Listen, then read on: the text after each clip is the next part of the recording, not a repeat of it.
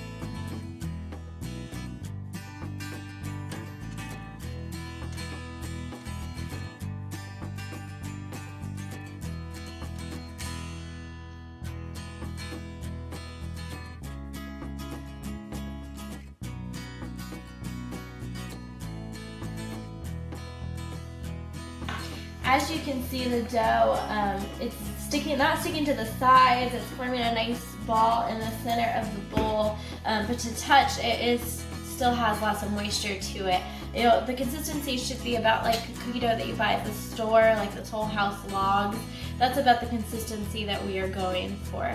If your cookie dough comes out dry or wet, or if your cookies historically come out like really flat, or if they're super dry, then I'm going to go over some different tips that you can use in order to remedy that. Cookies are historically coming out of the oven really flat and almost runny looking. They just lack structure. Then there's a few different things that you can do to try to negate this. The first one is you can switch your butter or margarine, if that's what you're using. You can switch that to using butter flavored Crisco. The Crisco helps to give the cookies a little bit more structure and allows them to floof a little more in the oven. If you don't want to switch over to butter flavored Crisco, or if you're just trying to bake at home and you don't have that, all you have is butter or margarine, then you can always just add cold fat to your ingredients. It's just a little bit harder to mix in, and you're going to want to work more quickly so that it doesn't come to room temperature before you get the cookie dough in the oven. That will help it'll slow the baking process a little bit and allow the cookies to floof up a little. The last thing that I would try, even though it does add a little bit more time to the cookies, is you can go ahead and prepare your dough and then stick it in the refrigerator either overnight or at least 1 to 3 hours until the dough is chilled to touch. This will, again, the same theory as adding cold fat to the recipe. It will make the dough colder and it will slow down the baking process to enable the cookies to floof up a little bit more. That is a little bit more difficult to implement if you're trying to make the cookies in a hurry though, because it does add to the prep time. If that doesn't work for your cookies, then the next thing that you can try is you can increase the flour in the cookies. I wouldn't increase it any more than 1/4 cup each time that you try. If they're super runny, then you can go ahead and increase it by 1/2 cup. But if you get too much flour in there, then the cookies will begin to come out dry, and we don't want that. If your recipe isn't calling for baking soda, then I would go ahead and I would add that before you add any flour, or before you switch your fat out. The baking soda it will help with the raising of the cookies. I wouldn't add any more than a teaspoon of baking soda though, or you're probably going to start to get a little of that baking soda flavor. Also, after you've tried all of these, you can always try adding an extra egg. That can help add a little bit more structure, because a little more egg adds a little more fat to the cookies, so that may help. I would definitely try that last. If your cookies or your dough are coming out too dry and you want to add a little bit of moisture to them, or you just want them to be a little bit more gooey, then there's a couple different options that you have. First and foremost, I would add 1/2 teaspoon to a teaspoon of water to the dough. That should help you exponentially. Even though it's not much, it does definitely help that dough. The next thing that you can do, if your recipe is not already calling for vanilla, is go ahead and add that vanilla to the recipe. I would add about a teaspoon of vanilla, and that will not only help with the moisture, but it will also give you a better flavor to the cookies.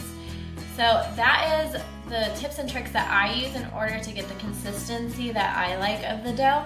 So now I'm going to go ahead and I'm going to show you how to make the presentation of the dough look a little bit more sales worthy, or just make it look prettier, Instagram worthy, so that you can take pictures of it and show it off to your friends, or so that you can take it to a party and really wow them. So there are a few different methods that you can use to roll out your cookie dough. Personally, I don't necessarily like to use the cookie scoops. I just like to feel the dough that I'm working with, and I like to measure the size and the weight of it by hand, because I just know what it should feel like. I struggle with the scoops, sometimes getting them to be similar, because the chocolate chips in the dough can throw off the amount of actual dough that are in the scoops. And then you've got the smaller cookies with lots of chocolate chips, and you have larger cookies with not as many chocolate chips. But if you'd like to use the scoops, that's perfectly fine. You can go ahead and you can measure it out. You're going to want to get them as uniform as possible. Then you're going to want to kind of push it against the side, make sure you've got it filled, and flatten it off, and then you'll just squeeze and it'll shoot right out on the counter or in your hand if you're prepared. This is kind of a small scoop. Because I don't like to use the scoops, I don't have the larger scoops. So if you have those larger scoops, or if you just want smaller cookies, then you can go ahead and use that. This is a tablespoon scoop. But for me, I like to use just my hands. So I'll reach in, and then I just kind of squeeze the dough together and I roll it. This is a little small, so I will add a little bit more dough into my hand, and then again I'll squeeze it together and I'll roll it. I like to roll it out because I think that it gives it a nice smooth texture when it comes out. It's more rounded when it comes out of the oven. So I go ahead and about the size of a walnut, like the walnut, not the green walnuts, the brown walnuts is what I aim for. Or a little bit bigger, however I'm feeling. And you can really make them any size that you want. It doesn't matter. You can make that as individual as you are. It really doesn't matter, especially if you're making it just for you and your family or your friends. Then that's entirely up to you.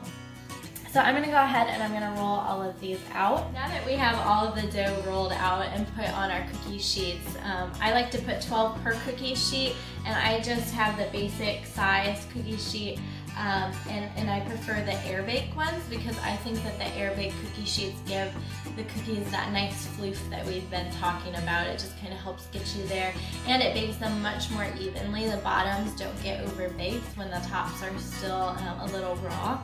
So it just gives them a little bit more uniformity as it bakes. But one of the other options that we have, and I do this sometimes if I'm not satisfied with how the cookies look once I get them rolled out, is you can take some extra chocolate chips and you can just put them on the rolled out cookies You can also do this after the cookies come out of the oven if you like. I think that this looks a little less intentional and makes them look like they just kind of came out of the oven that way, because they do. Whereas if you put it on afterwards, sometimes it can look like you put them on afterwards, which isn't necessarily a bad thing, but I like them this way a little bit better. So if you just have some that you aren't satisfied that they have enough chocolate chips on the top or aesthetically pleasing to you, then you can just go ahead and put them in there. I like to stick them in with the pointy part down, because then you get that nice flat chocolate chip look to them. But you can do them however you like, whatever your favorite way is. So I just added a few to some of the ones that were bare, and then I'm going to go ahead and I'm going to stick them in the oven.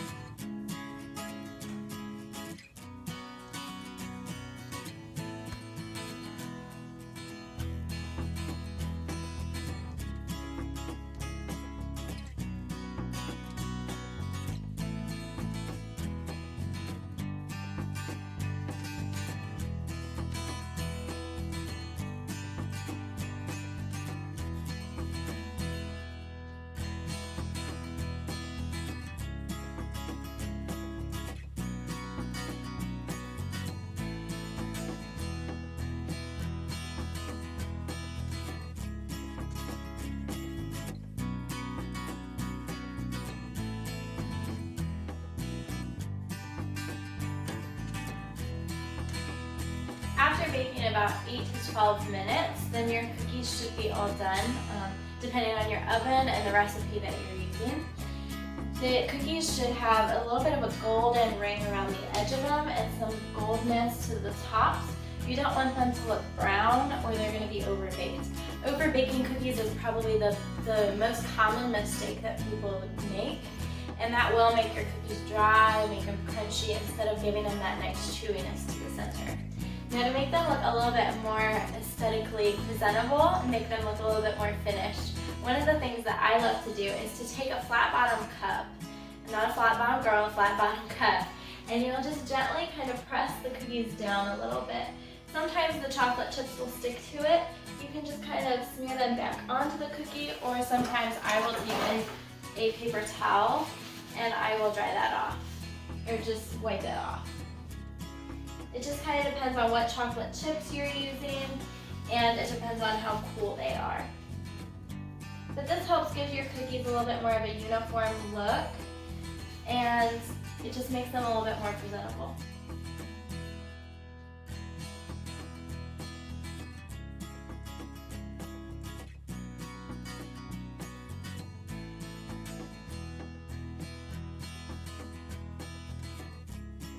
After your cookies have set and cooled on the baking sheet for about 5 to 6 minutes, then you should be good to transfer them to the counter, cooling rack, or to parchment paper.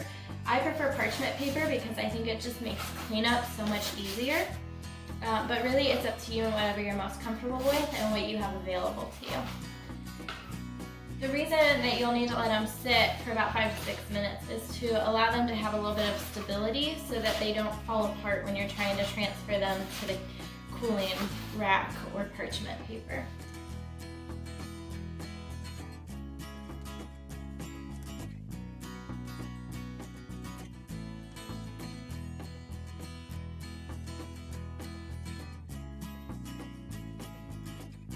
Thank you for watching our video. If you learned something, then be sure to like and share. And if you want to stay up to date and see all of our latest information and tutorials, then be sure to like our page on Instagram and Facebook.